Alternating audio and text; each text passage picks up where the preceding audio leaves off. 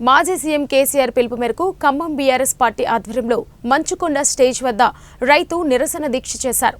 Congress party అధికారంలోకి వచ్చిన కేవలం 100 రోజుల్లోనే రాష్ట్రంలో కరువు తీసుకువచ్చిందని ఆరోపించారు.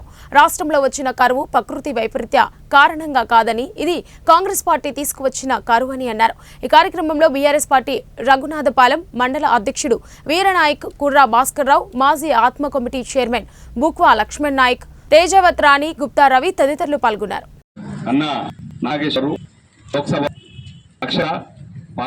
కాబోయే పార్లమెంట్ సభ ప్రజాప్రతినిధులు వెనకాల నటులందరూ రైతులకు ఈ దుస్థితికి ప్రధాన కారణం కాబట్టి ఉన్నప్పుడు వాడుకోవడానికి కూడా చాక 2014కు ముందు సముద్రం పాలటువంటి గోదావరిను బ్యారేజీలు కట్టు కాళేశ్వరం రైతుల ఏళ్ల పాటు ఒక ఫ్యాక్టరీ కాళేశ్వరం కన్స్ట్రక్ట్ చేసి ఒక 7-8 ఏళ్లు సస్యశ్యామలంగా ఉన్న రాష్ట్రాన్ని అన్నదాతగా నిలిపిన కేసీఆర్ కట్ట మనం మెచ్చుకోవాలి. 100 మీటర్ నీళ్లు తీసుకొచ్చి తన సస్యశ్యామలది లైన్లు కూడా ఆయన పిలిగిపోయిన సాకుతో ఆ నీళ్లు వాడు కేఎస్ పట్టణం చేయాలని చెప్పి నీళ్ళన్ని గేట్లు తెచ్చి సముద్రం చేసి మళ్ళీ రాష్ట్రాల్లో ఉండే చూస్తున్నటువంటి కేసీఆర్ గారు రోడ్ల మీద తిరుగుతుంటే మళ్ళీ భయపడి ఆ నీళ్ళ తెచ్చుకొని ప్రయత్నం చేస్తున్నారు.